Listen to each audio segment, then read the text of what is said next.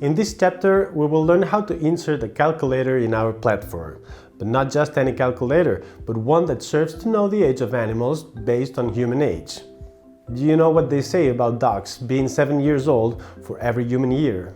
Well, something similar happens with the rest of the animals. That's why we found it interesting to insert this type of element in our app. How do we do it? As we have done with other platforms, in this case we will be using Calconic, a tool that allows us to create our own calculator.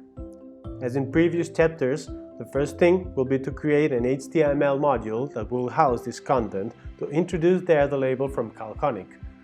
We'll leave it here on the module screen and we'll be back in a few minutes.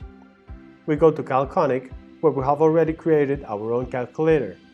Click here in My Calculators, select the one we have created, and in this window click on Embed.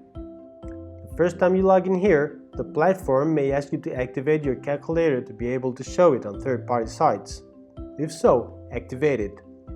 On this screen, click on Next. We copy the whole block to paste it in the module we have created. We access our module and in the JavaScript editor label, we paste the block of text that we have saved. Our calculator is ready. Let's put a title to the module, for example, Animal Age.